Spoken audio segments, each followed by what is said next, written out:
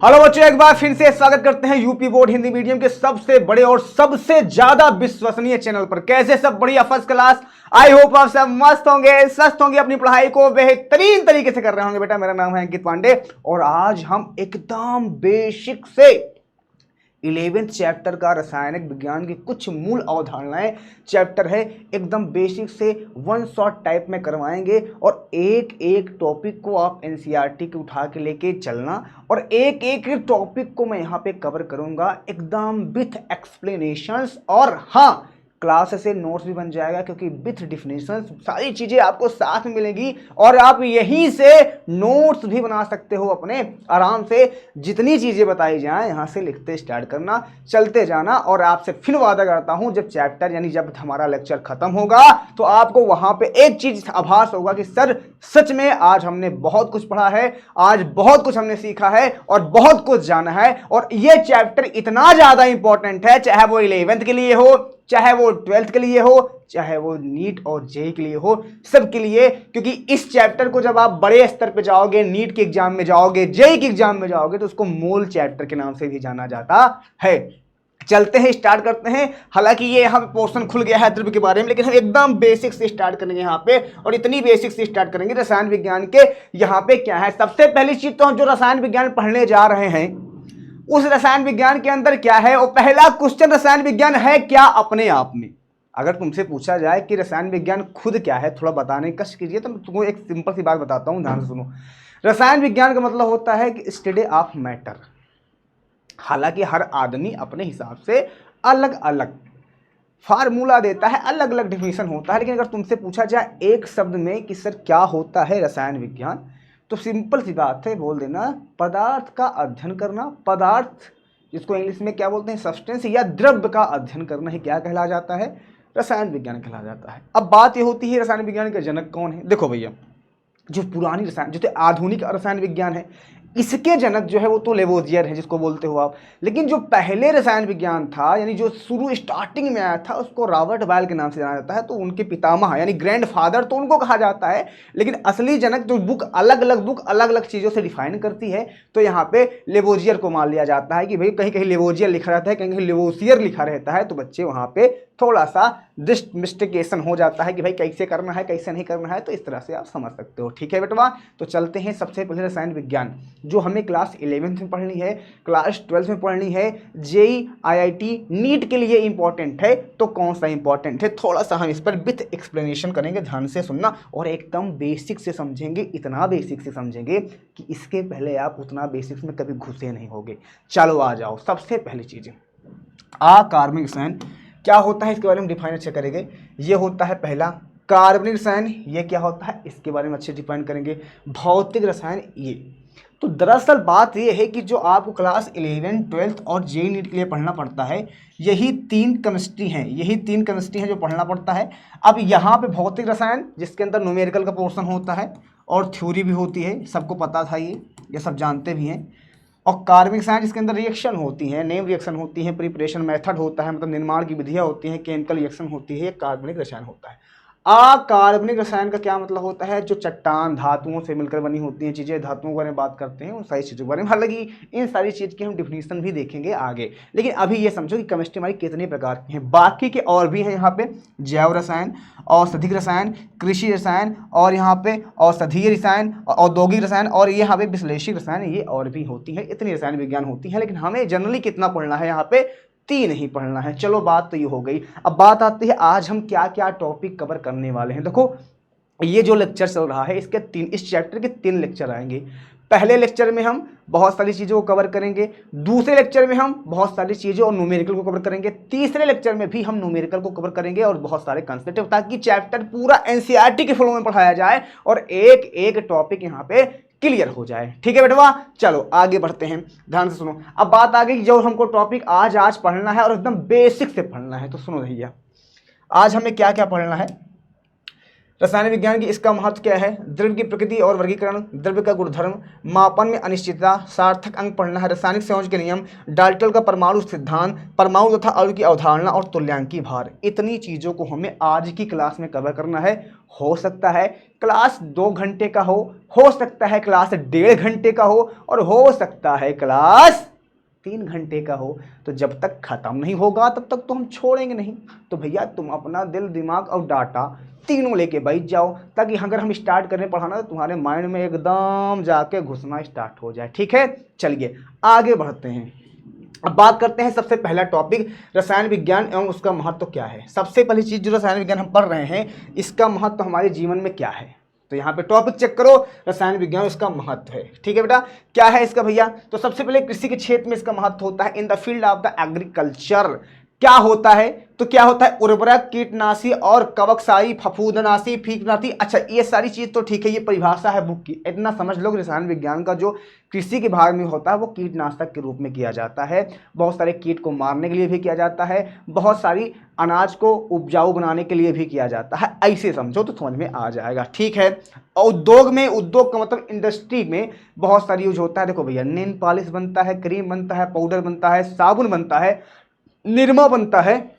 अगर इन सब चीज को देखो तो साहा कहाँ से आ रहा है, केमिस्ट्री से। जो मंजन कर रहे हो, जो चटनी खा रहे हो सवेरे उठ के, जो सिरप पी रहे हो, जो खांसी सिरप पी रहे हो, जो ठंडा पी रहे हो, ड्रिंक पी रहे हो, ये सारे कहीं ना कहीं किससे रिलेटेड हैं, केमिस्ट्री से रिलेटेड हैं। तो उद्योगों में भी इनका कागज होता है, कागज, सीमेंट, बहुत सारी चीजें ऐसी है हमारे पास। ठीक है भैया, और कहाँ कहाँ पे है इसका उपयोग सर, औषधियों में। औषधि में भैया जितनी दवाइयाँ हम लेते हैं, 3 तरह की दवाइयाँ आती है मार्केट में, एक एलोपैथिक होती है, एक आयुर्वेदिक होती है, एक होम्योपैथिक होती है। होम्योपैथिक का जो थोड़ा अलग पार्टिकल होता है, यहाँ पे होती है आयुर्वेदिक जिसके से औषधियों से बनाया जाता है, और एक होता है इंग्लिश दवा। इंग्लिश दवा में तो सबसे ज़्यादा केमिस्ट्री का रोल होता है। इसमें तो केमिस्ट्री होता ही होता है, फला फला कि जितनी भी आप पैरासीटामॉल खा रहे हो, कम्बलीफ्लॉम खा रहे हो, और जो दवाइयाँ खा रहे हो, उसके अंदर इसका बहुत बड़ा योगदान होता है। एनसीईआरटी की लैंग्वेज समझेंगे तो एलोपैथिक, होम्योपैथिक, आयुर्वेदिक आदि औषधियों का अन्य दवाइयों जैसे क्लोरोमाइटिसिल, स्ट्रोमाइटिसिल, एस्कोरिस एंड प्रतिक जैविक का निर्माण रसायनों द्वारा किया जाता है, जिसे प्लेटिनम कैंसर के उपयुक्त में होती है, जिसको हम क्या बोलते हैं, जो कैंसर के लिए जैसे एजिडिटी, जिसका नाम क्या होता है, एजिडोथाइमिडीन के उपचार में प्रयुक्त होती है। आदि का निर्माण भी रसायन द्वारा किया जाता है, संभव किया जाता है। जैसे सैनिटाइजर बनता था, कोरोना था, उस कोरोना में सैनिटाइजर खूब बनाया गया। तो जो सैनिटाइजर बनाया गया उसके पीछे क्या लॉजिक था भैया, वो भी केमिस्ट्री की ही देन थी, वो भी औषधीय, उसके अंदर भी अल्कोहल होता था, बहुत सारे ना कहते हैं एथेनॉल, प्रोपेनॉल, ये सारी चीज़ें उसके अंदर पाई जाती थी, और क्या होता था, जो कीटाणुओं को मारने में सक्षम होता था बबुआ। तो वहाँ से ये देखा जाता है। ठीक है भैया, इतनी बातें क्लियर हो गई। और भी हैं हाँ, नए पदार्थ का संश्लेषण करने में और परिवहन के क्षेत्र में, the field of the transportation, जैसे सिरेमिक है, अधिचालक, सुचालक, प्रकाशीय तंतु, रेशे आदि के निर्माण में इसका प्रयोग होता है। और कहाँ होता है, परिवहन के क्षेत्र में अनेक प्रकार के ईंधन, भाई पेट्रोल बनाया जाता है, डीजल बनाया जाता है, मिट्टी का तेल बनाया जाता है, मोमबत्ती बनाई जाती है। कहाँ से होता है, ये सब रासायनिक क्रियाओं द्वारा होता है। कैसे भैया, एक कच्चा तेल निकाला जाता है पृथ्वी के चट्टानों के अंदर से, कहीं कहीं जहाँ पे रेगिस्तान होता है वहाँ से, कभी कभी समुद्र के नीचे से, तो कच्चा तेल निकाला जाता है, उसको अलग अलग टेम्परेचर पे गर्म किया जाता है, और गर्म करने के बाद फिर वही कच्चे तेल से हम 3 चीज़ का निर्माण कर पाते हैं, जिसको हम पेट्रोल बोलते हैं, डीजल बोलते हैं, मिट्टी का तेल बोलते हैं। और जो कच्चा तेल का कुछ पार्टिकल बच जाता है उसको हम मोमबत्ती को बनाने में यूज कर लेते हैं, वही में इसका यूज किया जाता है। ठीक है भैया, तो केमिस्ट्री का यूज समझ लो कि दुनिया में जो भी चीज़ आप कर रहे हो, जितनी चीज़ें फिर लड़कियाँ क्या होती हैं, बहुत ज़्यादा फेन लवली चपोड़ लेती हैं, बहुत ज़्यादा क्रीम होती है, स्किन केयर होता है, बहुत ज़्यादा लाइट मारने वाली चीज़, तो कहीं ना कहीं उसका रोल किसका है, केमिस्ट्री का है। जो ग्लिसरीन लगा रहे हो, ग्लिसरॉल लगा रहे हो, मेकअप करते हो जिसमें बहुत ज़्यादा सोचते हो ग्लो आ जाए चेहरे पे, उसका भी कहीं ना कहीं केमिस्ट्री से लेना देना है। मंजन सुबह उठते हो, करते हो ना करो तो मुंह गंधाने लगता है, तो मंजन में भी किसका होता है, केमिस्ट्री का रोल होता है। जो सिरप या ड्रिंक गर्मी में पी रहे हो उसमें भी क्या रोल हो रहा है, केमिस्ट्री का रोल हो रहा है, जिसका मतलब केमिस्ट्री हमारे लिए बहुत ज़्यादा इंपॉर्टेंट है। प्रदूषण नियंत्रण में भी किया जाता है इसका उपयोग, मतलब प्रदूषण से बचने के लिए भी हम इसका उपयोग करते हैं। जैसे रसायन विज्ञान की सहायता से पर्यावरण को सुरक्षित रखने के लिए नई तकनीकों का प्रयोग किया जा रहा है, जैसे समतापीय मंडल, ओजोन डिप्लेशन के कारण क्लोरोफ्लोरोकार्बन सहज पदार्थों को विकल्पों को रसायन द्वारा संश्लेषित किया जा रहा है। और यहाँ पे अधिक, जैसे क्लोरोफ्लोरो यहाँ पे कार्बन होता है। जब आप क्लास 12 में पहला चैप्टर पढ़ोगे तो इसके बारे में पता जाएगा, इसके बारे में आपको बहुत ज़्यादा नॉलेज दिया जाएगा। तो बहुत सारी ऐसी चीज़ें, ऐसा समझो इस चीज़ को कि प्रदूषण को नियंत्रण करने के लिए बहुत सारे ऐसे गैसें हैं जो बहुत हानिकारक होती हैं, उनको रोकने के लिए भी हम जो केमिकल का छिड़काव करते हैं। देखो अभी दुबई में क्या हुआ था, कुछ केमिकल द्वारा वर्षा कराई गई थी ना, तो कहीं ना कहीं केमिकल क्या हो रहा है, वायु को भी क्या करता है, प्रभावित करता है। जो हमारा इन्वायरमेंट होता है उसको भी प्रभावित करता है। और बारिश इतनी ज़्यादा हो गई थी कि वहाँ पे बाढ़ आ गया था। तो वहाँ पे भी केमिकल द्वारा कुछ ना कुछ हम चीज़ें कर सकते हैं आसानी से। तो आपके आई होप माइंड समझ में आ गया होगा कि हमारे लिए रसायन विज्ञान सबसे ज़्यादा उपयोगी है। अच्छा, रसायन विज्ञान आपसे पूछा जाए क्यों पढ़ते हैं, किसके बारे में अध्ययन करते हैं, तो ये पदार्थ के बारे में या द्रव्य के बारे में। द्रव्य और द्रव में बहुत अंतर होता है बबुआ। द्रव्य बहुत छोटी चीज़ होती है, मेरी बात को समझना। स्टडी ऑफ मैटर या study of substance is know as the chemistry, ऐसा समझ लो। ठीक है भैया, चलो आगे बढ़ते हैं। इतने टॉपिक क्लियर हो गया, तो पहला टॉपिक हमने क्या कर दिया, यहाँ पे क्लियर कर दिया। अब आगे द्रव्य की प्रकृति एवं इसका वर्गीकरण कीजिए। द्रव्य और पदार्थ, ध्यान से सुनना मेरी बात, द्रव्य और पदार्थ दोनों एक ही चीज है। बच्चे थोड़ा सा यहाँ पे हो जाते हैं कंफ्यूजन। इसका मतलब होता है मैटर, ठीक है, इसका मतलब होता है सब्सटेंस। तो दोनों को हम अगर कहीं कहीं इसका वर्गीकरण किए होते हैं किताब में, किसी कहीं कहीं इसका वर्गीकरण कर देते हैं। तो थोड़ा सा हम जानने की कोशिश करेंगे। अलग अलग लैंग्वेज में अलग अलग टीचर, अलग अलग लैंग्वेज में अलग अलग किताब थोड़ा अलग अलग तरीके से डिफाइन करती है। तो उसके लिए बहुत ज़्यादा वैरी मत करना, मतलब चिंता मत करना। जो पढ़ाया जा रहा है उसको समझने की पूरी कोशिश करना, ठीक है बेटा। स्क्रीनशॉट ले लेना सबसे पहली चीज़, तो ठीक है। आओ अब इसको हम आगे समझते हैं थोड़ा सा। तो टॉपिक क्या आ गया हमारे पास, द्रव्य की प्रकृति और इसका वर्गीकरण। वर्गीकरण का मतलब जो द्रव्य होगा उसका नेचर कैसे है, कैसे दिखता है वो, और किस किस कितने भागों में वो बांटा गया है। तो यह है द्रव्य। क्या है भैया, द्रव्य एक तरह समझ लो कि जो को ना बनाया जा सकता ना, जब नष्ट किया जा सकता, ऐसा समझ लो बस, और कुछ नहीं, ठीक है। चलो आगे आ जाओ। तो सबसे पहले हम द्रव्य की बात करते हैं। देखो द्रव्य या पदार्थ को कितने पार्ट में बांटा गया है, यहाँ पे चेक करो, सबकी डिफिनेशन करके दिखाऊंगा। देखो द्रव्य यहाँ बोल सकते हो इसको, या पदार्थ बोल सकते हो। दो वर्गीकरण में किया गया है इसको, एक भौतिक जिसको हम बोलते हैं फिजिकल प्रॉपर्टी, क्या बोलते हैं, फिजिकल क्लासिफिकेशन, और एक हमारे पास होता है केमिकल क्लासिफिकेशन। क्या होता है बबुआ, केमिकल क्लासिफिकेशन। समझ गए मेरी बात थी। अब भौतिक वर्गीकरण के अंदर तीन हैं। अब कहोगे ये तीन है कौन, तो तीन है हमारे पास, सॉलिड, लिक्विड एंड गैस। कौन है बेटा, सॉलिड क्या है, लिक्विड है, एंड क्या है, गैस है। मतलब ठोस, द्रव और गैस। अब यहाँ से एक क्वेश्चन ये बनेगा कि ठोस, द्रव और गैस का जो वर्गीकरण होता है वो रासायनिक वर्गीकरण है या भौतिक वर्गीकरण है। तो भैया कौन सा वर्गीकरण है, ये भौतिक वर्गीकरण है। नहीं तुम्हारा माइंडवा जो है ना वो गड़बड़ा जाएगा। तो समझने की पूरी कोशिश करिएगा बबुआ, ठीक है, ठीक है। ठोस किसे कहते हैं भैया, जिसका आकार और आयतन निश्चित होता है, ऐसा समझ लो।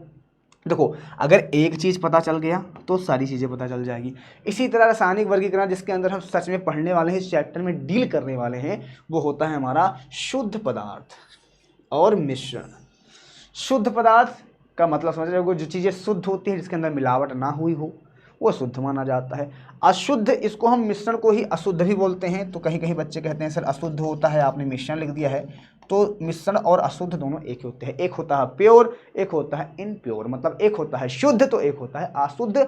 और शुद्ध अशुद्ध को आप अच्छे से जनरल भाषा में समझते होंगे कि जिसके अंदर एक ही इंसान मिला होगा वो शुद्ध माना जाएगा, जिसके अंदर तरह तरह के लोग मिले होंगे, तरह तरह की चीजें होंगी, वो अशुद्ध माना जाएगा। यानी एक से अगर ज्यादा कोई भी चीज मिली है उसके अंदर, जैसे अब ऐसा समझ लो, जैसे पानी ले लिए आप, पानी सिर्फ यहाँ पे ठंडा पानी आप ले लिया है, इसके अंदर कुछ ना मिला हो तो ये शुद्ध है। इसके अंदर नमक मिला दिए, एक से ज़्यादा कोई भी चीज़ मिला हो तो क्या हो जाएगा, वो अशुद्ध माना जाएगा। ऐसा केमिस्ट्री बोलती है, समझे, ठीक है भाई। अब आप कहोगे इतनी बातें तो मुझे एकदम समझ में आ गई है, थोड़ा और एक्सप्लेन कीजिए इसके बारे में। तो देखो भाई, ठोस किसे कहते हैं, जिसका आयतन और आकार निश्चित होता है। तो बहुत सारे बच्चे क्या करते हैं, वो समझ ही नहीं पाते आकार और आयतन का क्या एक्चुअल में मतलब है। देखो भैया, आकार का मतलब होता है बनावट।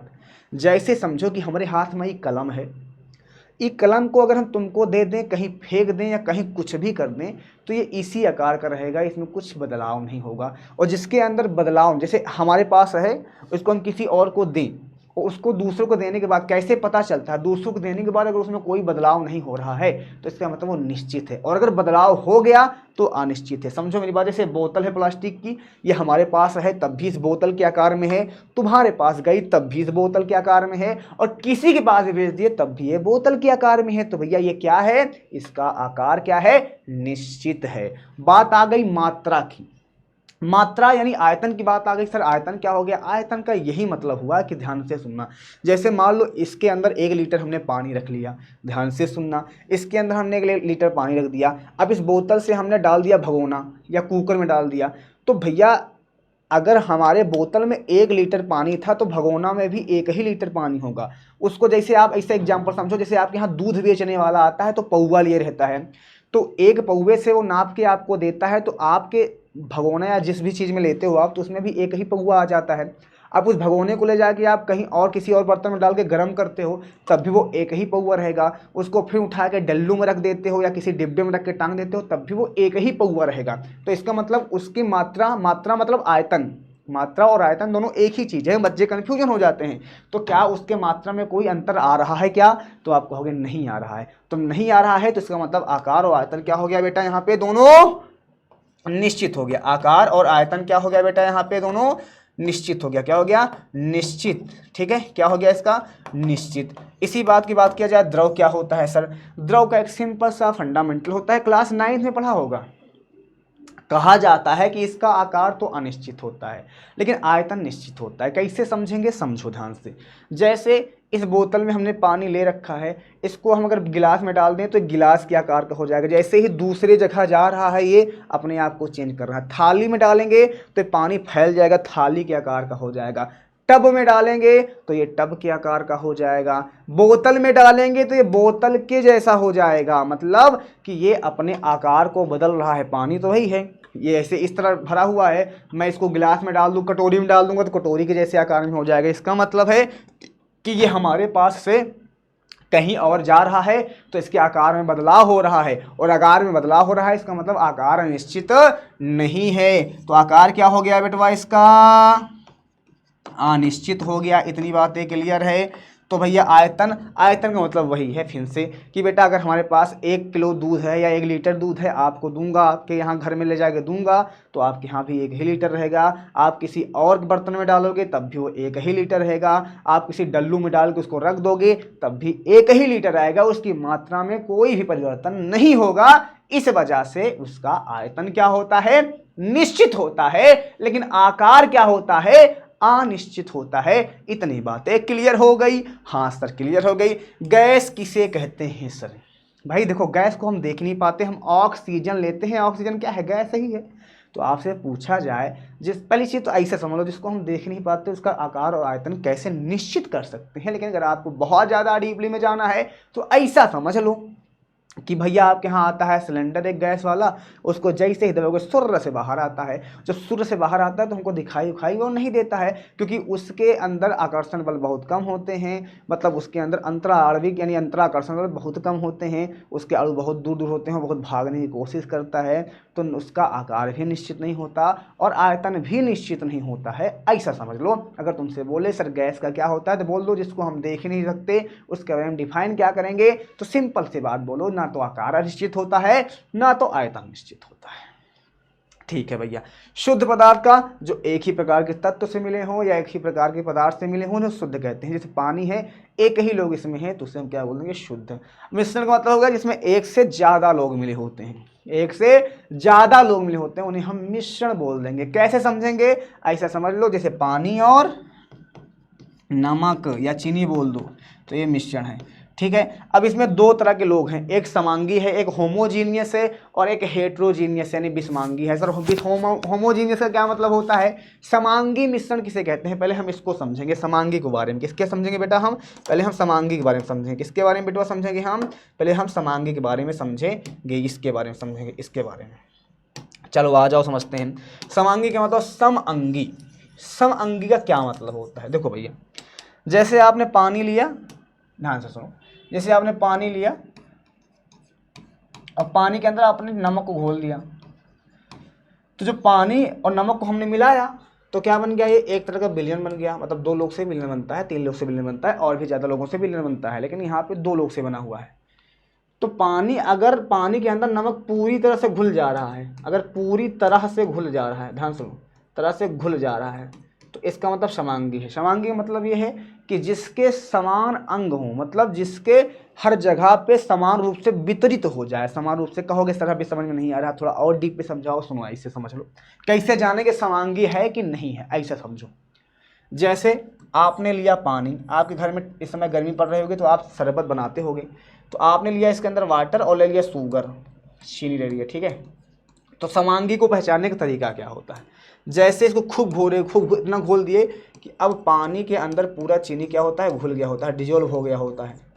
अब घुल गया, अब आप पानी को यहाँ से टेस्ट करो, चाहे चाहे बीच से टेस्ट करो, यानी चाहे यहाँ से इसका पियो, चाहे यहाँ से निकाल के पियो, चाहे यहाँ से, तो तीनों जगह में उसका स्वाद क्या आ जाएगा, बराबर आएगा। जब तीनों जगह में स्वाद बराबर आने का क्या मतलब हो गया, जो चीनी थी वो समान रूप से हर जगह वितरित हो गई है। इसका मतलब इसे हम बोलते हैं विषमांगी, सॉरी इसे हम बोलते हैं समांगी। सम अंगी मतलब समान रूप से हर अंग में वितरण होना, उसे हम क्या कह देते हैं, समांगी कहते हैं। इतनी बातें क्लियर है बेटवा कि नहीं क्लियर है? आप कहोगे हाँ सर इतनी बातें तो हमको एकदम क्लियर हो गई है। तो हमने कहा ठीक है, अगर इतनी बातें क्लियर हो गई हैं तो थोड़ा आते हैं विषमांगी पे।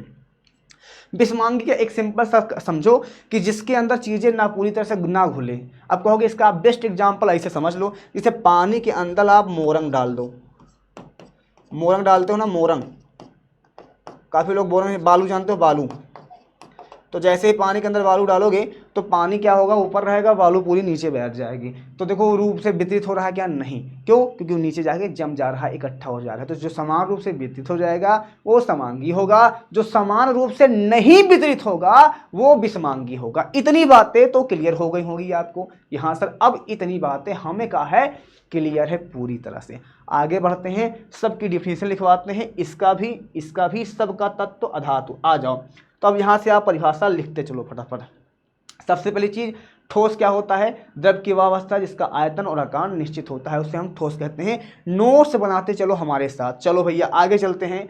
यहाँ पे शुद्ध पदार्थ क्या होता है, वे पदार्थ जिनके प्रत्येक भाग का संगठन स्थिर व निश्चित होता है शुद्ध पदार्थ कहलाते हैं। मतलब जिसमें एक ही लोग से मिलकर बना होता है, जिसमें एक ही तरह के होते हैं, ऐसे बोल लो, जिसमें एक ही तरह के पदार्थ से मिलकर बना होता है, ऐसे समझ लो, पदार्थ से मिलकर बना होता है, ऐसे समझ लो, मिलकर बना होता है। तो यहाँ इसकी परिभाषा बना होता है, यहाँ इसकी परिभाषा आप देख सकते हो। आगे हमारे पास क्या है, तत्व किसे कहते हैं।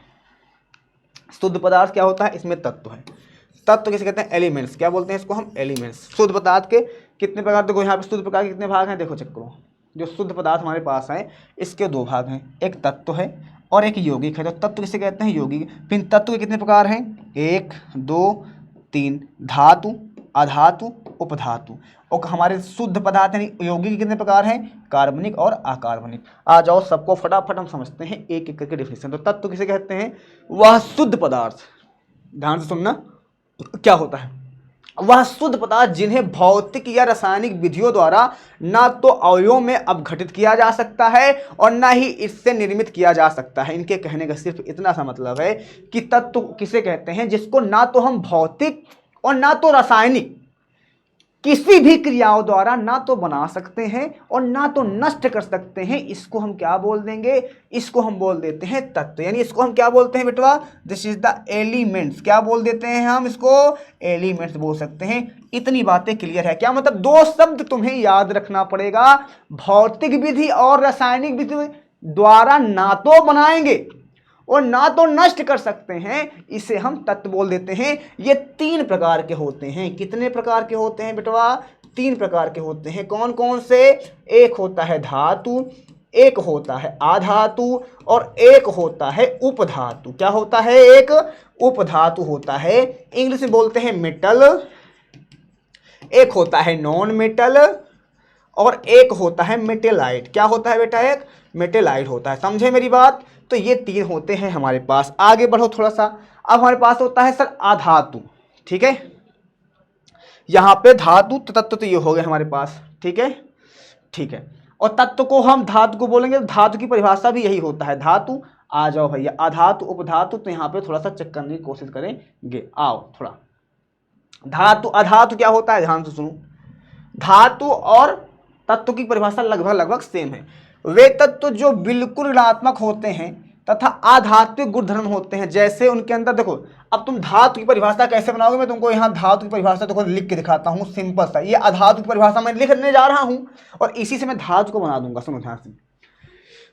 वे तत्व जो विद्युत ऋणात्मक होते हैं उन्हें हम आधातु बोलते हैं। इनके कहने का मतलब है जितनी भी गैसेस हैं, जो गैस होते हैं उसमें माइनस का चार्ज होता है, जो गैस होते हैं उसमें क्या होता है, माइनस का चार्ज होता है। तो जो भी होता है ये माइनस का चार्ज होता है, इसको हम आधातु बोल देते हैं। जिसके ऊपर विद्युत ऋणात्मक का मतलब होता है इसके ऊपर माइनस का चार्ज, जैसे ऑक्सीजन है इसके ऊपर माइनस का भी चार्ज होता है। ये सब माइनस होते हैं तो क्या होते हैं, विद्युत ऋणात्मक होते हैं तथा आधात्विक गुण, जैसे आधात्विक गुण का मतलब जो धातु में नहीं पाए जाते। धातु में पाए क्या क्या जाते हैं इसको चेक करो। धातु में क्या नहीं पाए जाते हैं, सुनो। जैसे आधातु में चमकहीनता, मतलब ये चमकीला नहीं होता, ये चमकते नहीं हैं। फिर क्या है हमारे पास, भंगुरता। भंगुरता मतलब इनके अंदर ये अलग अलग नहीं होते, इनको छूने के बाद आप इनको अलग अलग नहीं कर सकते हो, ये चिपक जाएंगे आपके हाथ में। भंगुरता। मृदुता मतलब ये मृदु भी नहीं हो सकते हैं। विद्युत एवं उष्मीय कुचालक, मतलब कि कहने का मतलब है इसके अंदर विद्युत धारा को प्रवाहित नहीं किया जाता। विद्युत धारा का प्रवाहित नहीं किया जा सकता। विद्युत धारा का प्रवाहित नहीं किया जा सकता, नहीं किया जा सकता। इसी को हम एक भाषा में अगर बोलते हैं तो बोल देते हैं कुचालक। क्या बोल देते हैं एक भाषा में, इसको हम कुचालक बोल देते हैं। तो इसी में बच्चे कंफ्यूजन रहते हैं कि दोस्तों तुमको क्या बोलता है, सिंपल सा कि और धातु में ये सब पाया जाता है। धातु में क्या होता है, जिसके अंदर चमक हो, भंगुरता हो, ठीक है, ताने तक गुण पाया जाता है, मतलब ये तनते हैं। जैसे सोना को दो तानते चले जाओ बढ़ता चला जाएगा। क्या होता है इसमें, विद्युत के सुचालक होते हैं, मतलब इसके द्वारा विद्युत सुचालक होते हैं। इसको द्वारा विद्युत को हम क्या कर सकते हैं, आराम से प्रवाहित करवा सकते हैं। जैसे लोहा होता है, तांबा होता है, स्टील होता है, सॉरी स्टील नहीं, स्टील तो विद्युत से बना जाता है, सॉरी लोहे से बना जाता है। जैसे कापर होता है, जिंक होता है, जो तार घर में लगाते हैं उसके अंदर क्या पड़ा होता है, कापर ही पड़ा होता है बेटा, कापर होता है उसके अंदर, है ना। एल्युमिनियम होता है उसके अंदर। तो इस सब में क्या होता है, विद्युत धारा प्रवाहित होता है। जैसे चांदी होता है, सोना होता है, इन सब में विद्युत धारा बहुत आसानी से प्रवाहित होती है। चांदी तो बहुत अच्छा सुचालक माना जाता है विद्युत धारा का, ठीक है। उपधातु क्या होता है, ये तत्व जिनमें धातु और अधातु दोनों के गुणधर्म होते हैं। ये ऐसा है मेटलाइट बीच का आदमी है जिनके अंदर कुछ कुछ गुण मिलते हैं धातु के भी और कुछ कुछ गुण मिलते हैं अधातु के भी, तो उसे हम क्या बोल देते हैं, उपधातु होते हैं। जैसे आर्सेनिक है, जर्मेनियम है, आदि है, ठीक है। जैसे इसके अंदर ऑक्सीजन है, नाइट्रोजन है, कार्बन है, आदि है। मेटल के अंदर जैसे जिंक हो गया, कापर हो गया, टिन हो गया यहाँ पे, ठीक है। एयू हो गया गोल्ड, जिसको एयू क्या होता है, गोल्ड होता है, ठीक है जी। तो ये सारी चीज़ें क्या होता है यहाँ पे, एजी हो गया सिल्वर यानी चांदी। तो ये सारी चीज़ें क्या होते हैं, विद्युत के बहुत अच्छे सुचालक होते हैं। ये क्या होते हैं, कुचालक होते हैं। और इसमें ये आर्सेनिक जर्मेनियम जो है ये क्या होते हैं, ये दोनों में पाए जाते हैं बेटवा। चलो भैया इतनी बातें क्लियर हो गई, आगे बढ़ते हैं थोड़ा सा। अब इतनी बात क्लियर हो गई है, हाँ तो ठीक है आगे आ जाओ। यौगिक किसे कहते हैं, यहाँ से बेटा नोट्स बनाते चलना, स्क्रीनशॉट लेना, बाद में नोट्स बनाते चलना आराम से, कोई दिक्कत नहीं होगी। देखो भैया, यौगिक यानी कंपाउंड किसे कहते हैं, वह शुद्ध पदार्थ जिसमें दो या दो से अधिक तत्वों के निश्चित अनुपात में रासायनिक संयोग द्वारा प्राप्त किया जाता है। आप कहोगे सर इसका मतलब नहीं समझ में आया, थोड़ा समझाने का कष्ट करें, सुनो ध्यान से। जैसे मान लो हमारे पास NaCl है, मान लो हमारे पास H2O है, तो देखो NaCl का कितना यहाँ पे है 23 परमाणु भार, इसका कितना है 35.5। तो ये एक निश्चित द्रव्यमान से बने हुए हैं या निश्चित अनुपात से बने हुए हैं। जैसे हाइड्रोजन हमारे पास है, हाइड्रोजन का अगर परमाणु क्रमांक के हिसाब से देखो तो 1 होता है, ऑक्सीजन क्या कितना होता है 8 होता है, तो 1:8। अगर इसी का परमाणु द्रव्यमान निकालेंगे 2 क्या हो जाएगा 16 हो जाएगा, तो काट दोगे तब भी 1:8 ही आएगा। तो एक निश्चित अनुपात से मिला होता है, मतलब हाइड्रोजन के 1 पार्ट है यानी 1 अनुपात है, ऑक्सीजन के 8 अनुपात से मिलकर यानी ऑक्सीजन हाइड्रोजन के 1 पार्ट और ऑक्सीजन के 8 भाग को मिला के एक जल का अणु बनाया जाता है। ऐसा समझ लो, ऐसा एकदम बेसिक से समझ लो, तो उसे हम क्या बोल देंगे, यौगिक बोल देंगे। अब यौगिक 2 प्रकार के होते हैं एक कार्बनिक होता है और एक अकार्बनिक होता है। इंग्लिश में इसको हम बोल देते हैं ऑर्गेनिक केमिस्ट्री। क्या बोलते हैं इसको हम? ऑर्गेनिक केमिस्ट्री बोलते हैं इसको। क्या बोलते हैं इंग्लिश में हम? इंग्लिश में इसको हम बोल देते हैं ऑर्गेनिक केमिस्ट्री। ठीक है बेटा, ऑर्गेनिक केमिस्ट्री। आप कहोगे ठीक है सर, इतनी बातें तो क्लियर है हमें। और इसको क्या बोल देते हैं? सॉरी, अकार्बनिक है ना, तो इनऑर्गेनिक बोलेंगे इसको हम क्या बोल देंगे? इनऑर्गेनिक। यहाँ पे आई एन लगा दो बस, और यहाँ पे क्या हो जाएगा? ऑर्गेनिक हो जाएगा। क्या हो जाएगा? ये ऑर्गेनिक हो जाएगा, ऑर्गेनिक केमिस्ट्री, ऑर्गेनिक केमिस्ट्री। चलो, तो ये सारी चीज़ें तुम्हें पता होना चाहिए। अब कहोगे हाँ इतनी बातें तो हमें क्लियर हो गया है, ठीक है। अब क्या होता है ऑर्गेनिक अकार्बनिक रसायन, क्या होता है समझने की कोशिश करो। देखो, ऐसे यौगिक जो चट्टानों और खनिज जैसे निर्जीव स्रोत से प्राप्त होते हैं, उन्हें हम क्या बोल देते हैं? उन्हें हम बोल देते हैं अकार्बनिक पदार्थ। अब कहोगे सर किसके मतलब? जैसे चट्टान है, बहुत सारे पदार्थ, चट्टान को जब काटोगे ना, उसमें बहुत छोटे छोटे पत्थर निकलते हैं, बहुत बड़े बड़े चीज़ें निकलती हैं और बहुत सारे तत्व पाए जाते हैं, तो उसे हम क्या बोल देते हैं? अकार्बनिक। जैसे यहाँ पे है सामान्य नमक जो हम समुद्र से निकालते हैं, संगमरमर। कभी कभी अकार्बनिक में तुमसे क्वेश्चन भी पूछ लेता है कि बताओ सामान्य जो नमक है वो कार्बनिक है कि अकार्बनिक है, तो बोल देना भैया ये अकार्बनिक है, इनऑर्गेनिक है। जिप्सम हो गया, वाशिंग हो गया, सोडा हो गया आदि, ये सब क्या है बेटा? सब इनऑर्गेनिक के अंदर आते हैं। मेरी बात समझ में आई कि नहीं आई? जी सर। इसी तरह बात करते हैं कार्बनिक। वे यौगिक जो पौधे और जानवरों में मौजूद होते हैं, सभी कार्बनिक यौगिक में कार्बन उनके आवश्यक घटक के रूप में यहाँ पे पाया जाता है। उदाहरण के लिए कार्बोहाइड्रेट, प्रोटीन, तेल आदि। अब ऐसे समझ लो ध्यान से, अगर तुम्हें कम समझ में आ रहा है इसके बारे में तो ऐसे समझो कि पेड़ पौधे, चाहे वो घास हो, चाहे वो सब्जी का पेड़ हो, चाहे वो बड़े पेड़ हो, चाहे वो इंसान की शरीर हो, चाहे वो जानवर की शरीर हो, अगर उन्हीं से कोई चीज़ अगर तुम्हें मिल रही है तो वो कार्बनिक चीज़ें हैं।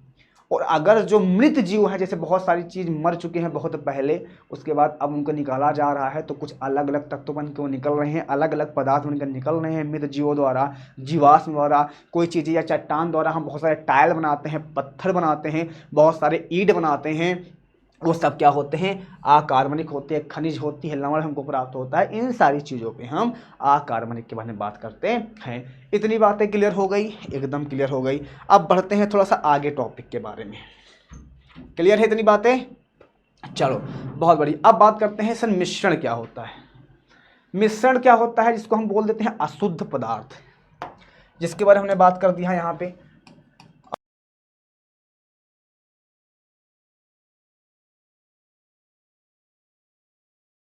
जो भी आपसे मर्जी करें, ठीक है। तो यहाँ पे अगर तुम थोड़ा सा चेक करना चाहोगे तो तुम्हें हम यहाँ पे बताते हैं, ध्यान से सुनो।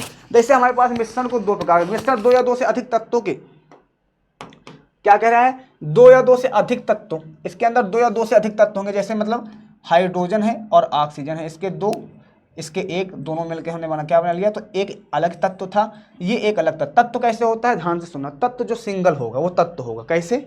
जैसे हाइड्रोजन, हीलियम है ना, helium, lithium, oxygen, potassium, calcium, अगर जिसको आपने अलग लिखा है, ऐसे सिंगल लिखा है, ये सब किस में आते हैं? ये सब तत्वों में आते हैं।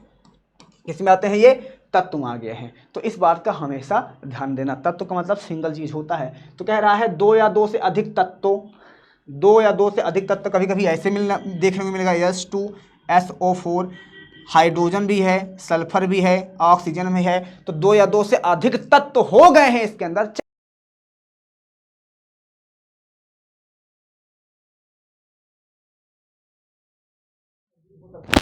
मिश्रण कहलाते हैं। सही कह रहा है यहाँ पे, इसका पता नहीं कितना अनुपात है, सल्फर का पता नहीं कितना अनुपात है, ऑक्सीजन का पता नहीं कितना अनुपात है। तो इनका कोई अनुपात निश्चित उचित नहीं होता, बस मिला दिया गया और बना दिया गया, उससे हम मिश्रण करेंगे। निश्चित का मतलब हो गया अगर किसी चीज को प्रॉपर रेशियो में मिला रहे हो, प्रॉपर उसका द्रव्यमान आपको पता है, प्रॉपर सारी चीजें पता है, तो सारी चीजें आपको वहां पे पता हो जाएगी। बेटा बातें नहीं करो कोई, आराम से ध्यान दो पढ़ाई पे, वरना दिक्कत होगी तुम्हारे लिए, ठीक है ना। चलो आगे बढ़ते हैं अब थोड़ा सा, और अब इतनी बातें क्लियर हो गई। अब दो प्रकार के होते हैं, एक होता है सजातीय, सजातीयों को हम बोलते हैं समांगी, इसको हम बोलते हैं समांगी मिश्रण, ठीक है।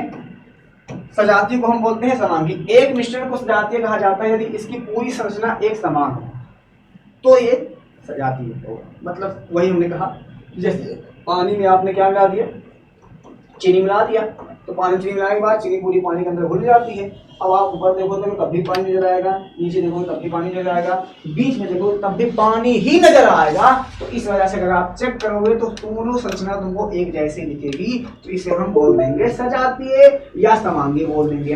विषमांगी का वही मतलब होता है कि भैया पानी डाल दिया, मोरक डाल दिया, मोरक और पानी दोनों अलग अलग देखने को मिलेगा, ऊपर कुछ और दिखेगा, नीचे कुछ और दिखेगा, तो ये क्या हो जाएगा, असजातीय या विषमांगी हो जाएगा। ठीक है बेटा, चलो बहुत बढ़िया। जैसे इसमें एग्जाम्पल भी है, पानी की संरचना समान होती है, सभी भागों में मिठास समान होती है।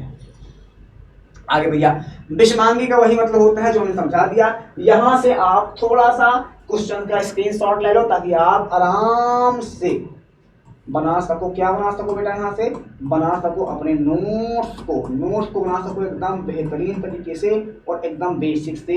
क्या हमारी बातें इतनी क्लियर है आपके लिए या नहीं क्लियर है, इतना बताओ। अब कहोगे हाँ सर क्लियर तो है, तो भैया हम आगे बढ़ता नहीं। फिर अगला टॉपिक हमारे पास है द्रव्य के गुण धर्म। ठीक है, तो अगला टॉपिक हमारा क्या है, द्रव्य के गुण धर्म यानी प्रॉपर्टी ऑफ द्रव्य। यानी हमारे पास कौन कौन से टॉपिक हो गए, तो हम सारी चीजों को यहाँ पे लेके चल रहे हैं, इस बात का ध्यान देना। तो हमने यहाँ पे इस टॉपिक को बढ़ा दिया। अब हम बातें हैं द्रव्य के, यहाँ तक तो हमने बात कर लिया। अब हम बात करें द्रव्य के गुण धर्म, मापन में अनिश्चितता हम बात करेंगे। सार्थक अंक क्या होता है, छोटा सा टॉपिक की बात करेंगे। सबसे ज्यादा मेन ये है और ये है, फिर इस पर हम बात करेंगे इन डिटेल में। कहीं किसी को जाना नहीं पड़ेगा, ना किसी कहीं को जाना है। ठीक है बेटवा, चलो अब आपको इतनी क्लियर हो गई है तो आगे बढ़ते हैं भैया। सही चीज क्लियर हो गई, ठीक है। अब आगे आ जाओ। अब हम बढ़ेंगे क्या है यहाँ पे बेटा, क्या, द्रव्य के गुण धर्म। तो सबसे पहले आ जाता है द्रव्यमान तथा भार। बहुत सारे लोग कहते हैं द्रव्यमान और भार एक एक होता है। बहुत सारे लोग कहते हैं द्रव्यमान और भार एक चीज होता है। देखो द्रव्यमान का मतलब होता है पृथ्वी जिसको अपनी ओर आकर्षित करता है।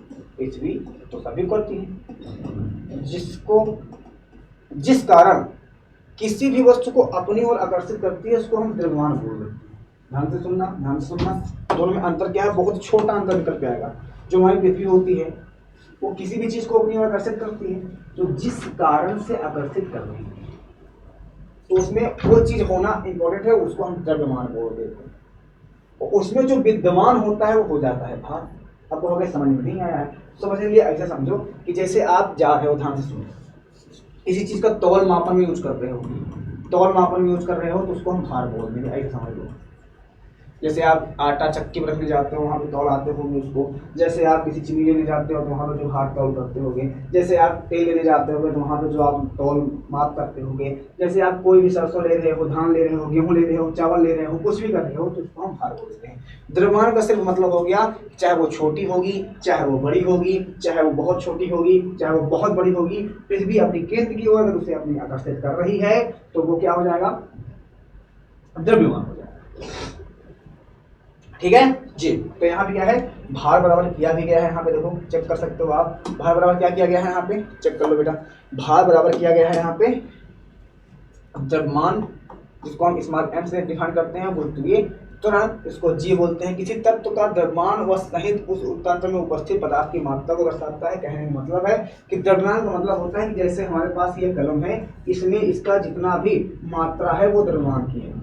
ध्यान से सुनना फिर से। जैसे ये हमारे पास है क्या, कलम है, इसमें इसकी जितनी भी मात्रा है वो द्रव्यमान कहा जाएगा।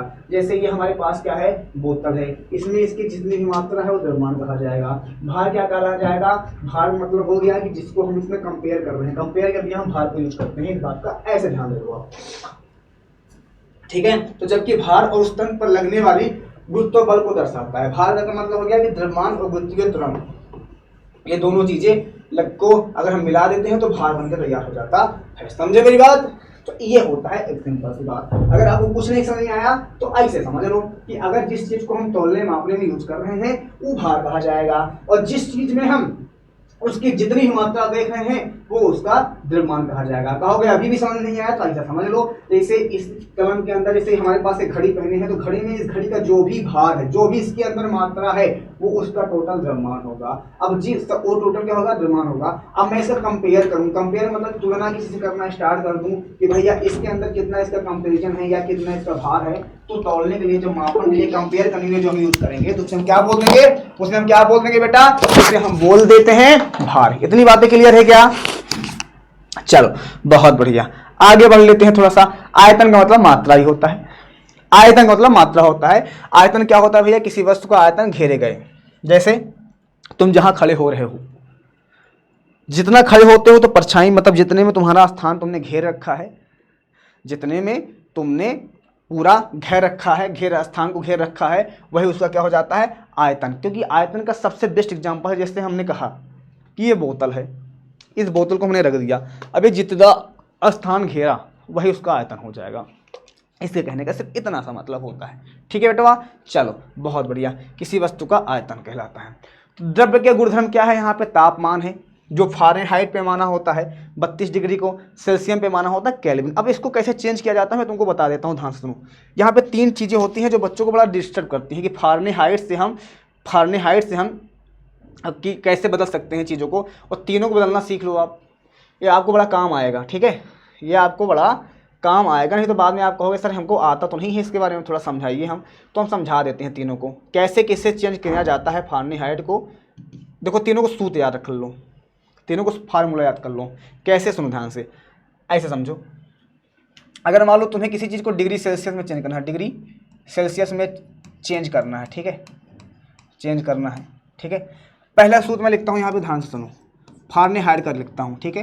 कितना होता है, 9/5 इंटू में डिग्री सेल्सियस प्लस 32 होता है, ठीक है। तो इस बात का ध्यान से सुनो, तो यहाँ पे क्या होता है, इस बात पे थोड़ा सा ध्यान सुनना। 1 मिनट बाबा, फोन आ रहा बड़ा, ठीक है, टेंशनवा लेने की कोनो बतिया यहाँ पे नहीं है, रुक जाओ, गड़बड़ा जाता है मामला। अरे जल्दी करेंगे, फोनों यहाँ पे हमारा पोलियो मार देता है।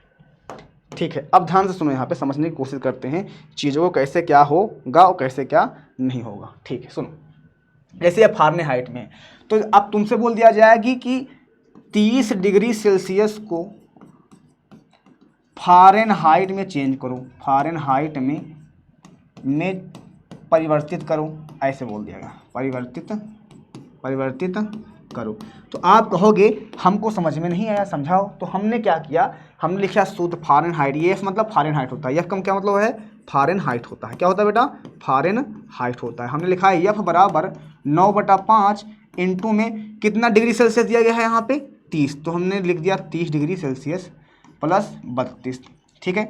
हमने इसको सॉल्व कर लिया, 5 का नम 5, 5 छंग 30 कट गया, 5 का नम 5, 5 छंग 30, 9 छक 54 हो गया, और प्लस कितना आ गया यहाँ पे, 32 आ गया। तो यहाँ पे 54 और 32 कितना हो जाएगा, 6 और 8, 86 डिग्री सेल्सियस हो जाएगा। ऐसा समझो, कितना आ जाएगा, 86 डिग्री सेल्सियस हो जाएगा। समझे मेरी बात को। फिर आपसे एक क्वेश्चन बनाया गया, क्या बनाया गया, ध्यान सुनो। बताया गया कि 41 फ़ारेनहाइट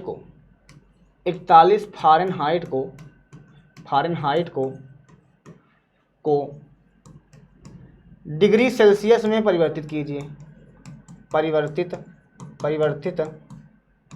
कीजिए। कैसे करोगे, सिंपल सा लॉजिक है भैया, ध्यान से सुनो। तो यहाँ पे 41 फ़ारेनहाइट दिया गया है और यह डिग्री सेल्सियस है, तो फ़ारेनहाइट का सूत्र क्या होता है, यह बराबर होता है 9/5 इंटू में डिग्री सेल्सियस प्लस में 32 ये सूत्र होता है।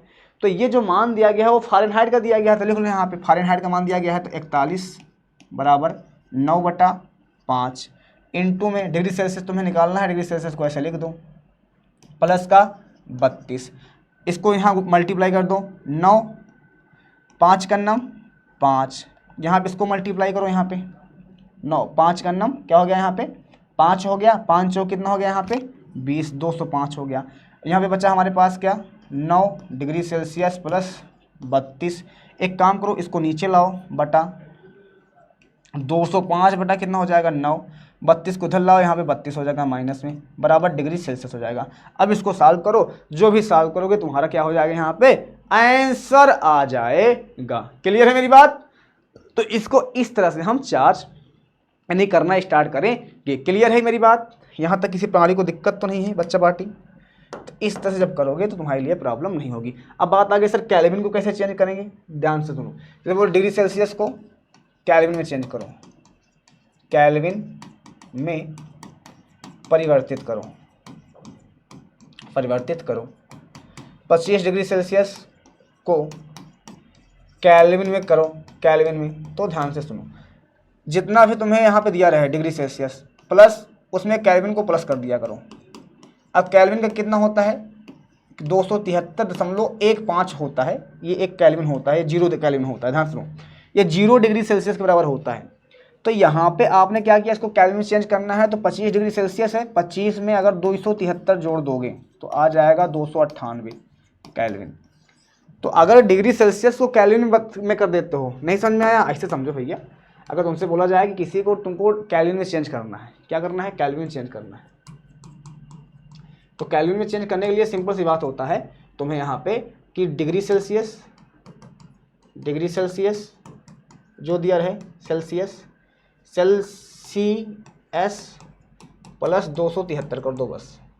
ठीक है, इसकी ओरिजिनल वैल्यू कितनी होती है, 273.15। 15 को चाहे करो चाहे मत कर लो, वो इसका एक वो है। अब ध्यान से सुनो, ये अपनी आप में अपनी अलग वैल्यू है। तो जैसे हमने कहा कि यहाँ पे कि 28, ठीक है, तो यहाँ पे क्या होगा 273। आप बोल दिया 25 डिग्री सेल्सियस को केल्विन में चेंज करो, केल्विन में चेंज करो। अब आप कहोगे कैसे चेंज होगा, तो डिग्री सेल्सियस कितना है यहाँ पे 25 प्लस 273 जोड़ दो तो कितना आ गया, 298 आ गया केल्विन। तो ये केल्विन में चेंज हो गया। और अगर इसी को घटाना हो तो यहाँ पे अगर डिग्री सेल्सियस में निकालना हो तो क्या करेंगे, तो डिग्री सेल्सियस बराबर सूत्र लगा दो। यहाँ पे क्या हो जाएगा, ये इसको उधर लेके चले जाओ, क्या हो जाएगा, ये केल्विन माइनस का 273 या 273 माइनस का केल्विन कर लो। ठीक है, कोई दिक्कत यहाँ तक नहीं होनी चाहिए। जैसे अब तुमसे बोल दिया गया यहाँ पे कि यहाँ पे 298 केल्विन को डिग्री सेल्सियस में परिवर्तित करो, तो बस घटा देना है, कुछ नहीं करना है। तो यहाँ पे डिग्री सेल्सियस को क्या करना है, यहाँ पे करना है। तो 298 केल्विन हमारे पास जो दिया गया है, यहाँ पे लिखो 298 माइनस का 273 आ जाएगा 25 डिग्री सेल्सियस। तो इस तरह से होता है ये चेंज। बहुत जनरल है, बहुत आसान है। बच्चे कंफ्यूज हो जाते हैं, लेकिन इतना कंफ्यूज होने की कोई यहाँ पे दिक्कत नहीं है ना, कोई यहाँ पे मैटर करती है बात। बस तुम्हें समझने की बस थोड़ा सा यहाँ पे इंपॉर्टेंट है कि कैसे किसको समझना है। फिर से मैं एक बार बताने की कोशिश करता हूँ, ध्यान से सुनो। 3 सूत्र है, तीनों को लिखो। आप कैसे लिखोगे सुनो। अगर तुम्हें फ़ारेनहाइट में चेंज करना है, पहला F मतलब फ़ारेनहाइट, तो 9/5 इंटू में डिग्री सेल्सियस प्लस 32, ये सूत्र लगाओ। अगर तुम्हें केल्विन में चेंज करना है, केल्विन में तो सूत्र क्या होता है, यहाँ पे डिग्री सेल्सियस, या बोल सकते हैं या सीधा मैंने डिग्री सेल्सियस मतलब मैंने लिख देता हूँ यहाँ पे डिग्री सेल्सियस प्लस 273। ठीक है, और अगर तुम्हें डिग्री सेल्सियस में करना है, यहाँ पे चेंज डिग्री सेल्सियस में करना है, तो इसी को जस्ट उल्टा कर दो, केल्विन माइनस का 273। ठीक है, इस तरह से कर सकते हो। सिंपल सा 3 फार्मूला है। बोल दिया गया यहाँ पे कि 40 डिग्री सेल्सियस को फ़ारेनहाइट में बदलो,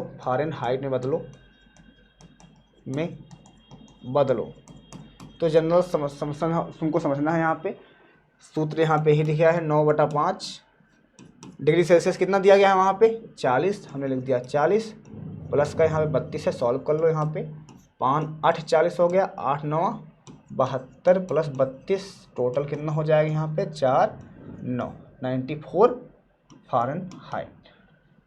ऐसा समझ हो गया। बोला गया केल्विन का सवाल, दूसरी सवाल तुमसे बोला गया, ये पहली सवाल हो गया। दूसरी सवाल बोल दिया गया यहाँ पे कि 28 डिग्री या 27, ऐसे समझ लो 27 डिग्री सेल्सियस को केल्विन में चेंज करो, केल्विन में बदलिए। ठीक है, ऐसे बोल दिया गया, ऐसे बोल दिया गया तो क्या करोगे यहाँ पे, सिंपल तरीका है। क्या सिंपल तरीका है बेटा, ध्यान से समझ लो कि यहाँ पे डिग्री सेल्सियस कितना मान दिया गया है, वहाँ पे चेक करो 27 डिग्री सेल्सियस प्लस 273 कर दो, इसमें कितना हो जाएगा, यहाँ पे सीधा सीधा 100 डिग्री सेल्सियस हो जाएगा। समझे? अब बोल दिया गया 100 यहाँ पे तुमसे, ठीक है, सॉरी माफ़ करना, 273 300 हो जाएगा, 300 हो जाएगा। अब बोल दिया गया तुमसे 300 डिग्री सेल्सियस को, 300 डिग्री सेल्सियस को 300 केल्विन हो जाएगा बेटा, केल्विन में चेंज किया ना, केल्विन हो जाएगा, 300 केल्विन हो जाएगा।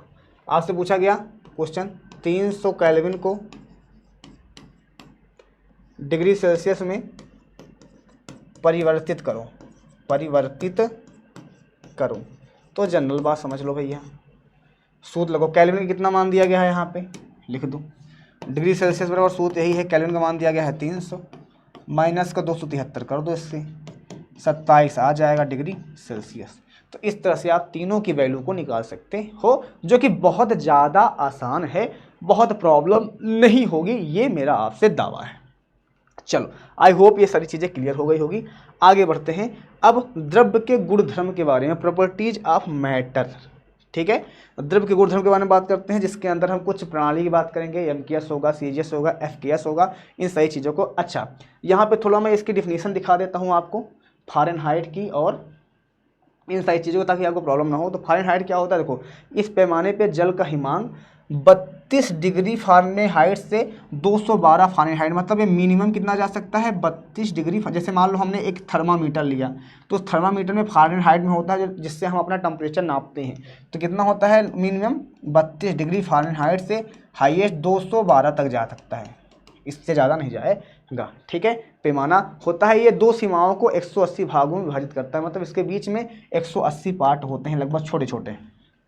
सेल्सियस पैमाना क्या होता है, सेल्सियस होता है इस पैमाने पर जल का हिमांक 0 डिग्री से, मतलब जो भी हमारे पास थर्मामीटर होगा वो 0 डिग्री से स्टार्ट होगा और 100 डिग्री सेल्सियस के तक ये जाएगा, इससे ज़्यादा नहीं जाएगा।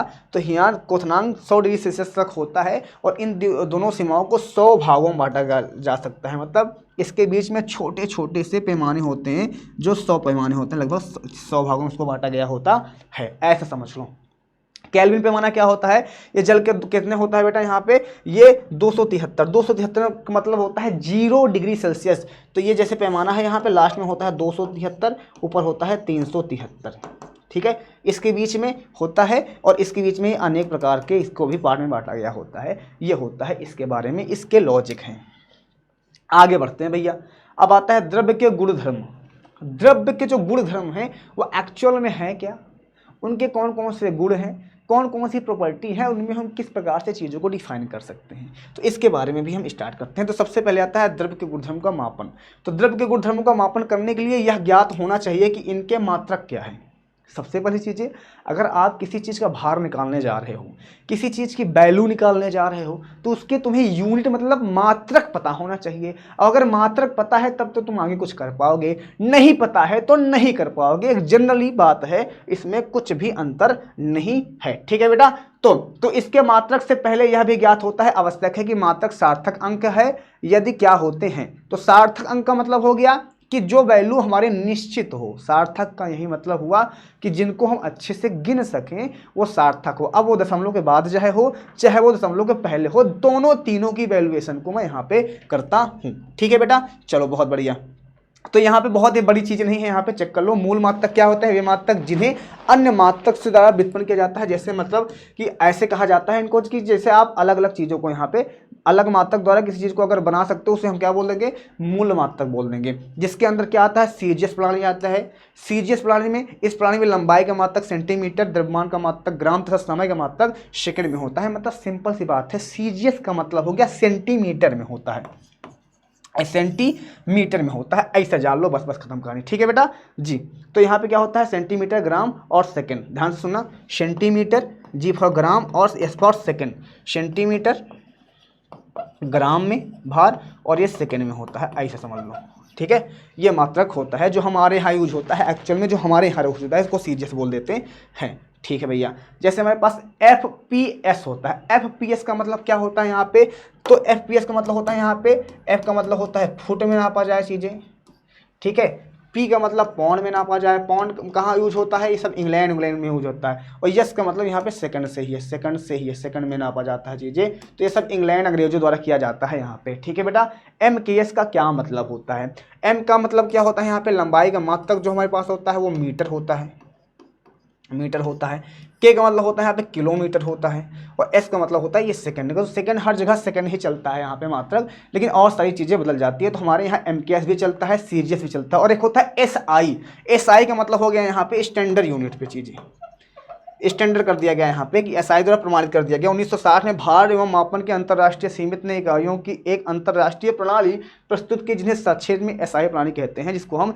स्टैंडर्ड इंटरनेशनल सिस्टम कहते हैं। इस प्रणाली के अंतर्गत 7 मूल मात्रक होते हैं। देखो इसकी आवश्यकता होती कहाँ है, आयात और निर्यात में, आयात और निर्यात के लिए इसकी आवश्यकता होती है। अब कहोगे आयात निर्यात का क्या मतलब है, देखो भैया, अब अपने यहाँ से कोई चीज़ जा रहा है, जैसे अपने यहाँ से एक बोरी धान गेहूँ भेज दिया गया, जैसे वो अंग्रेज़ों ने, जैसे आपको यहाँ से अमेरिका में कोई चीज़ आयात और निर्यात करना है, उन्होंने एक बोरी सरसों भेज दिया, तो आपने एक बोरी लाई भेज दिया, तो क्या दोनों का वैल्यू बराबर है, नहीं। तो उन्होंने कहा कि भैया अगर हमको एक देश से दूसरे देश से आयात निर्यात करना है तो दोनों के वैल्यूएशन बराबर हो गई। अब बोरिया से नापा जाएगा तो बोरिया का मतलब यही हो गया, अब एक बोरी भर के कपड़ा भेज दिए, एक बोरी अब रुई भेज दो इधर से, तो क्या दोनों की वैल्यूएशन बराबर है, क्या नहीं है ना। तो इस वजह से उन्होंने एक चीज़ सेट कर दिया कि जितना हम यहाँ पे भेजेंगे, हमारे यहाँ अगर ये इतना हो रहा है तो आपके यहाँ ये इतना होगा, जितना चीज़ें हम भेज रहे हैं, जो चीज़ भेज रहे हैं उसका वैल्यूएशन उतना ही आना चाहिए, नहीं तो इस तरह में तो घाटा लग जाएगा और बहुत बड़ा घाटा हो जाएगा और हम क्या हो जाएंगे, खत्म हो जाएंगे। तो ये है इसकी भौतिक राशियाँ, ये इसके हैं मात्रक। चेक दिस, यहाँ पे लंबाई का मात्रक मीटर, द्रव्यमान का मात्रक किलोग्राम, समय का सेकंड होता है, तापमान कैल्विन, विद्युत धारा एम्पियर, और ज्योति कैंडेला, एंड पदार्थ की मात्रा को हम मोल में कन्वर्ट करते हैं। ये हमारे पास में कुछ मूल मात्रों को प्रदर्शित करने का युग। यहाँ पे इस चीज़ को याद कर लेना, ये बड़ा इंपॉर्टेंट है बेटा, ठीक है। चलो कि एक एंगस्ट्रॉम में कितने होते हैं मीटर, एक न्यूटन में होता है, ये सारी चीज़ों पे आपको ध्यान देना होगा। चलो, व्युत्पन्न मात्रक क्या होता है, जिसको हम किसी दूसरे द्वारा प्रकट किया जाता है, मूल मात्रक की सहायता से ही हम उसको निकालते हैं। जैसे भौतिक राशियों की सहायता से हम व्युत्पन्न मात्रक निकालते हैं यहाँ पे, जैसे वे सभी मात्रक जिनके मूल मात्रक से प्राप्त किया जा सकता है व्युत्पन्न मात्रक कहलाते हैं। व्युत्पन्न मतलब व्यू मतलब खुद से उत्पन्न करना, मतलब व्यू मतलब दूसरों से, उत्पन्न मतलब उत्पन्न करना, तो व्युत्पन्न मतलब दूसरों से उत्पन्न करना, उससे मूल मात्रक को दर्शाते हैं, जबकि कुल को विशिष्ट नाम दिए गए हैं। समझे मेरी बात जी। ये फिजिक्स में आप बहुत बेहतर तरीके से पढ़े होंगे और पढ़ाए भी होंगे। मापन में अनिश्चितता, अनिश्चितता का सबसे इतना सा मतलब समझ लो कि अगर कोई चीज़ ऐसे लिखी गई है तो ये सार्थक है, ये निश्चित संख्या है, ठीक है। पहले निश्चित और अनिश्चित को समझो, और अनिश्चित क्या है ये समझो। अनिश्चित का मतलब जैसे लिख दिया गया 2.87, तो ये एक अनिश्चित संख्या है, और अनिश्चित के अंदर ही तुमको निकालना पड़ता है सार्थक अंक, सार्थक अंक। तो सार्थक अंक का क्या मतलब हो गया, जैसे अब दशमलव है या नहीं रहे तो इसमें सार्थक अंक तीनों माने जाएंगे, तो दशमलव बस इतना समझो। सार्थक अंक को दो तरह से हम समझ लेते हैं यहाँ पे, इसको बोलते हैं मापन में अनिश्चितता। ध्यान से सुनो, यहाँ पे वैज्ञानिक संकेतांक होते हैं, जिसको 10 के खबर जैसे सुनो ध्यान से। वैज्ञानिक संकेतांक को दो तरह करते हैं, एक 10 के पावर n होता है, एक 10 के पावर माइनस का n होता है। ये कब होता है और ये कब होता है, जैसे मान लो लिखा गया 2 8 5 6 ऐसे लिखा गया। अगर आप इधर जाओगे, कधर जा रहे हो, मान लो अगर ये लेफ्ट है ये राइट है, तो लेफ्ट से अगर राइट की तरफ जा रहे हो तो यहाँ पे एक दशमलव आ दिया, तो लिख दिया 2.856 गुणे कितने अंक दशमलव लगाया है 10, 3 अंक पे, तो 10 के घाते आपने 3 लिख दिया है इसको। तो ये हमारा जो सार्थक अंक है ये वैज्ञानिक संकेतांक हो गया है, इसको बोलते हैं वैज्ञानिक संकेतांक। ये दो तरह डिफाइन करता हूँ। एक संख्या हमारे पास ऐसी है, मान लो 0.00038 है, ऐसे है। अब आपको यहाँ पे डेसिमल लगाना है, तो कितनी पीछे गए हो 1 2 3 4। अगर आप इधर से गिनती करते हो 1 2 3 4 तो 3 अंक दशमलव लगाया है, आपने इधर से गिनती किया, उल्टा गिनती किया तो 1 2 3 4, ठीक है 4 कर दिया, तो यहाँ पे हो गया 10 के घाते -3, ऐसा समझ लो 4 माफ करना। ऐसे हो जाएगा। वैज्ञानिक संकेतांक का मतलब होता है कुछ चीज़ें हम प्लस में करते हैं, कुछ माइनस में। प्लस में कब करेंगे? अब इसको बहुत सारे बच्चे समझ ही नहीं पाते हैं कैसे। सुनो, अगर दशमलव के पहले कोई, अगर किसी में दशमलव, किसी वर्ड में दशमलव नहीं लगा है, ध्यान से सुनना, किसी भी कोई भी संख्या लिखी गई है ऐसे, इसमें दशमलव नहीं लगा है और एक संख्या में लिख दिया यहाँ पे 0.878 ऐसे, तो ये समझ लिया जिसमें दशमलव नहीं लगा है ये हमेशा प्लस में है, इसमें हमेशा 10 के पावर n ही लगेगा। और अगर जिसमें दशमलव आ गया पहले इसके 10 घाते माइनस का n लगेगा। तो इस फॉर्मूले में इतना फंडामेंटल समझो, इतना फंडामेंटल समझो कि अगर दशमलव के बाद कोई संख्या है तो इसमें माइनस का मान लगेगा, ये है तो इसको प्लस का मान लगेगा, ऐसा समझ लो। ठीक है बेटा, चलो। तो यहाँ पे यही चीज़ बताया गया है, वैज्ञानिक संकेतांक साइंटिफिक नोटेशन क्या होता है यहाँ पे भैया। तो किसी संख्या में दशमलव को बाईं ओर से ले जाना हो तो संख्या में 10 की अनुकूला कर देते हैं, और किसी में स्थान से विस्थापित किया जाता है उस संख्या को निरूपित कर दिया जाता है। वही चीज़ है, डिफिनेशन लिख लेना इसका, आगे बढ़ो। ये सारी चीज़ें बहुत ज़्यादा इंपॉर्टेंट है। एक अच्छा फिजिक्स में भी आप पढ़ते हो। यहाँ पे मापन में अनिश्चितता वही है, समान प्रकार के यदि। सार्थक अंक किसे कहते हैं? किसी संख्या में उपस्थित अंकों की कुल संख्या उसकी सार्थक संख्या कहलाती है, ऐसा समझो। हमने लिखा 2.87, ये सार्थक अंक है। 8.788 ये भी सार्थक अंक है। 8.000। अब ध्यान से सुनना, दशमलव के बाद यहाँ पहले ना कोई अंक है, जीरो को सार्थक अंक नहीं मानते हैं, ध्यान सुनना। लेकिन जीरो अगर किसी संख्या के बीच में आती है 2.087 तब ये सार्थक अंक मानी जाएगा। जीरो गिन लोगे 4 है, लेकिन अगर जीरो कहीं पहले आ रही है कहीं बाद में आ रही है तो उसको हम सार्थक, अगर बाद में आ रही है जैसे हमने लिखा 2.800 तो ये सार्थक अंक में मान सकते हो, लेकिन अगर पहले आ जा रही है तो सार्थक अंक में नहीं मानी जाएगी। जैसे 0.0037 तो इसमें अब सार्थक अंक कितने हो गए? सब ये 2 हो गए सार्थक, ये सार्थक अंक में नहीं गिना जाएगा। समझे मेरी बात? तो सार्थक अंक का मतलब हो गया कि दशमलव चीज़ें जो हमारे चीज़ से निश्चित दिख रही हो, चाहे पॉइंट में हो चाहे ना पॉइंट में हो। आगे बढ़ते हैं थोड़ा सा। अब आता है द्रव्यमान संरक्षण का नियम। द्रव्यमान संरक्षण का नियम दिए थे लेवोजियर ने, ध्यान सुनना इसको। इन्होंने ही इसका प्रतिपादित किया था। इन्हें लेवोसिए बोलते हैं। तो क्या बोलते हैं? लेवोसिए। कहीं कहीं को लेवोजियर बोलते हैं, ध्यान सुनो, कहीं कहीं को लेवोजियर बोलते हैं, तो बच्चे अब कन्फ्यूजन हो जाता है। ठीक है, तो दोनों का ही होगा। द्रव्यमान संरक्षण का नियम क्या है? संयोजन का। सबसे पहले संयोजन का नियम क्या होता है? रासायनिक संयोजन के नियम क्या होते हैं? रासायनिक संयोजन का मतलब होता है 2 लोग से मिलकर किसी एक चीज़ का निर्माण करना। ध्यान से सुनना, 2 लोग आपस, जैसे जल है H2O, दोनों को मिलाओगे तो एक चीज़ का निर्माण होता है जल का। तो किसी रासायनिक अभिक्रिया में 2 लोगों से मिलकर किसी एक चीज़ का निर्माण हो रहा है तो उसे हम रासायनिक संयोजन कहते हैं। अब रासायनिक संयोजन, अब वो जो वस्तु 2 लोग मिल रहे हैं आपस में, वो कई तरह से मिल सकते हैं।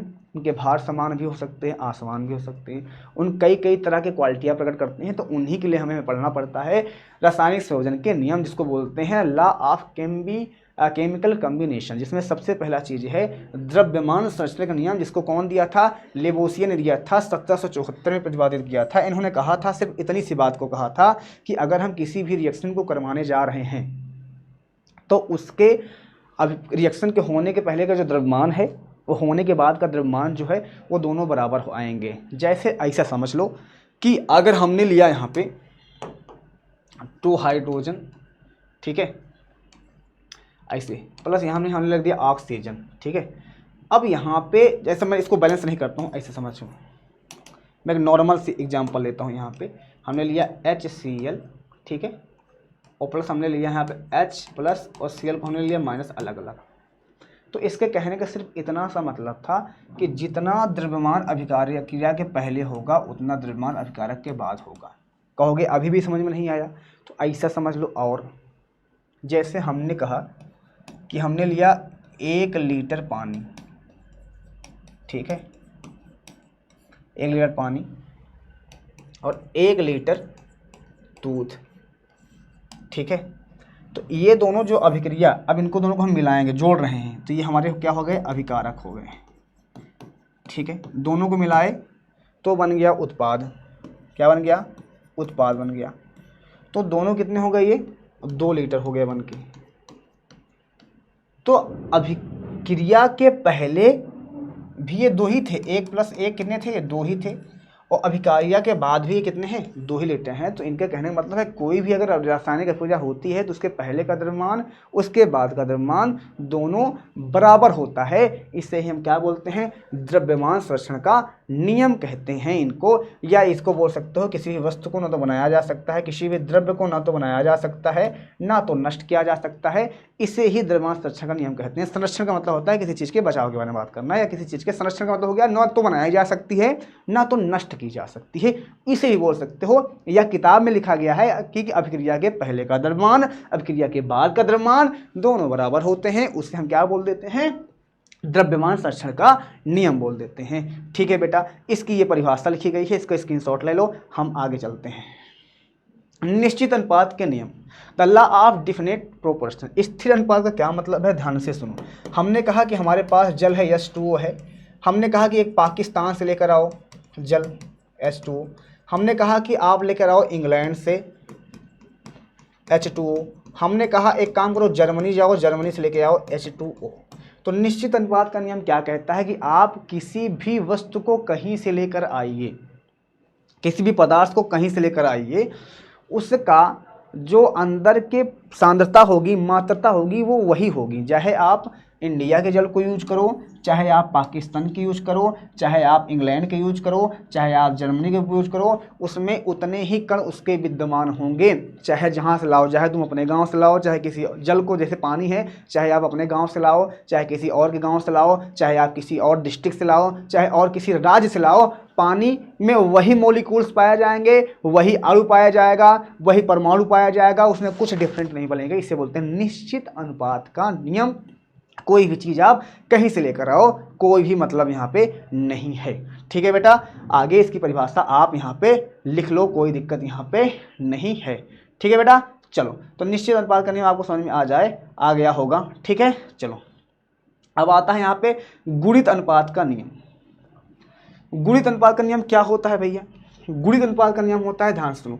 मान लो आपने बनाया CO2 को मिला के बनाया, तो एक ही तत्व से अलग अलग चीज़ें बनती है। इससे हमने CO भी बनाया, इससे हमने CO2 भी बनाया, इससे हमने CO3 बनाया।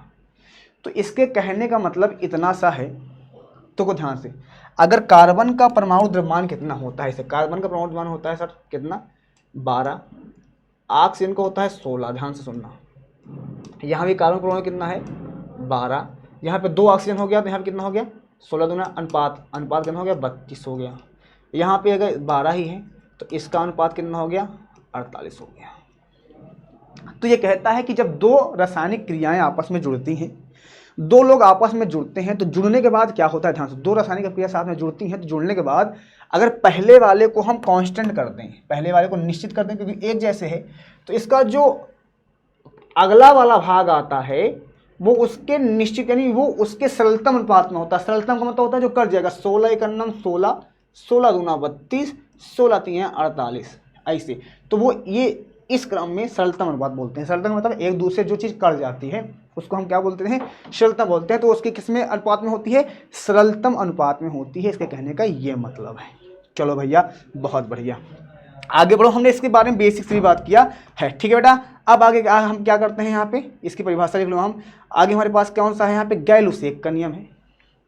बहुत आसान है गैलुसेक का नियम।